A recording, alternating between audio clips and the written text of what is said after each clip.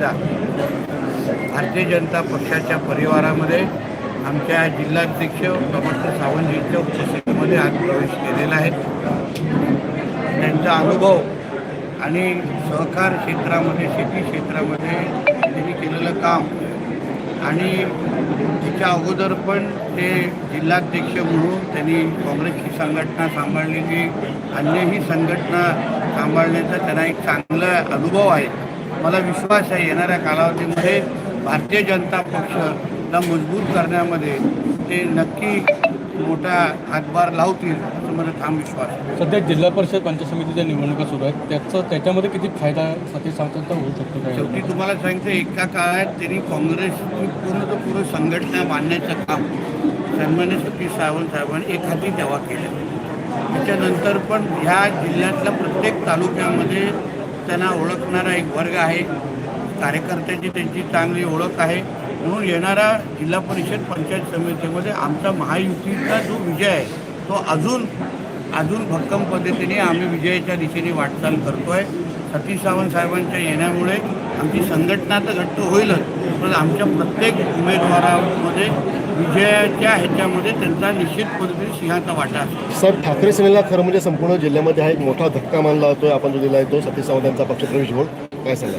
शेवटी मी आता जसं भाषणात सांगितलं, सावंत साहेबांनी पण उल्लेख केला, ठाकरे सेनेला किंवा उद्धवजींना सतीश सावंत साहेबांसारख्या चांगल्या कार्यकर्त्यांचं सहकार्याचं महत्त्वच कळलं नाही. त्यांना कुठे कशी जबाबदारी द्यायची, किती ताकद द्यायची हे त्यांना कळलं नसल्यामुळे त्यांनी स्वतः मुख्यमंत्रीच्या काळात उद्धवजींकडे जी कामं सतीश सावंतजी घेऊन जायचे, सहकार बाबतीमध्ये, शेती बाबतीमध्ये, कुठलाही फायदा कुठलाही प्रश्न ते सोडू शकले नाही मुख्यमंत्री असताना.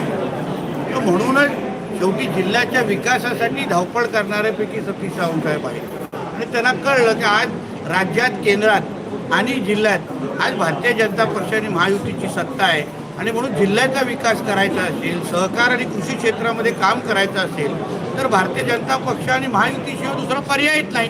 आणि म्हणून मला असं वाटतं की त्यांनी योग्य वेळी योग्य निर्णय घेतलेला आहे. 19 समजचे सर्व कार्यकर्ते दादांच्या संपर्कात यायला लागले. शेवटी जसं मी सांगितलं, हा जिल्हा सन्मान्य राणे साहेबांच्या माध्यमातून उभा राहिलेला आहे.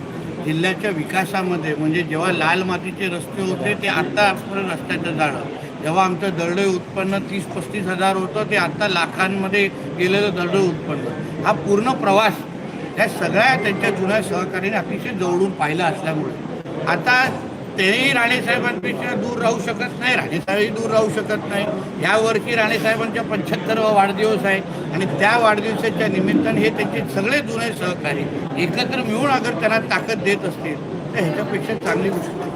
साहेब याच अनुषंगाने एक असा प्रश्न आहे की सतीश सावंत यांचा जो आता तुम्ही म्हटलं जिल्ह्यात वर्ग एक ओळखणार आहे, तर याच अनुषंगाने जिल्ह्यात सहकारी संस्था असतील किंवा सहकारी क्षेत्रात किंवा राजकीय भाजपमधून राजकीय क्षेत्रामध्ये त्यांच्यावर काही पदाची जबाबदारी दिली जाणार आहे? नक्की दिले जाणार, कारण आणि हे त्यांची मागणी नाही. त्यांनी सांगितलं की मला फक्त काम करायचं आहे. पण आज आम्ही राज्य सरकारमध्ये आहोत, जिल्ह्याचा पालकमंत्री मी आहे, मलाही ताकद पाहिजे, मलाही हातभार पाहिजे, मलाही अनुभव आणि मार्गदर्शन पाहिजे. आणि म्हणून येणाऱ्या काळामध्ये निश्चित पद्धतीने त्यांच्या अनुभवाप्रमाणे त्यांना जबाबदारी दिली जाईल.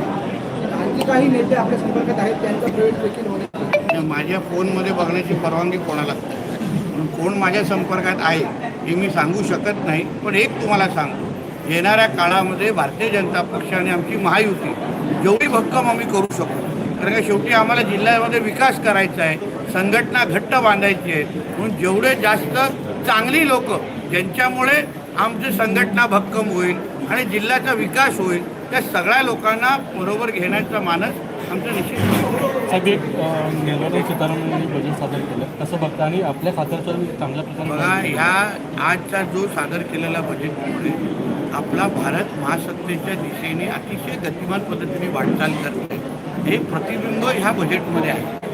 या प्रमाणामध्ये प्रत्येक वर्गाला, प्रत्येक क्षेत्राला योग्य पद्धतीने न्याय देण्याचं काम ह्या बजेट पद्धतीच्या माध्यमातून झालं आहे. त्यासाठी मी आदरणीय प्रधानमंत्री साहेब, आदरणीय आमचे अर्थमंत्री मॅडम यांचं मी मनापासून अभिनंदन करतो. माझ्या दोन्ही खात्याच्या अंतर्गत म्हणजे बंदर क्षेत्रामध्ये, शिपिंग क्षेत्रामध्ये, मेरीटाईम क्षेत्रामध्ये आणि मत्स्य क्षेत्रामध्ये मोठ्या प्रमाणामध्ये निधीची तरतूद केली गेलेली आहे. येणाऱ्या काळामध्ये बंदर आणि शिपिंग क्षेत्रामध्ये आपला भारत देश हा 1 क्रमांकावर असेल असा मी ठाम विश्वास व्यक्त करतो. कोकण संवादच्या ताज्या घडामोडींसाठी चॅनलला सबस्क्राईब करा आणि बेल आयकॉनला क्लिक करा.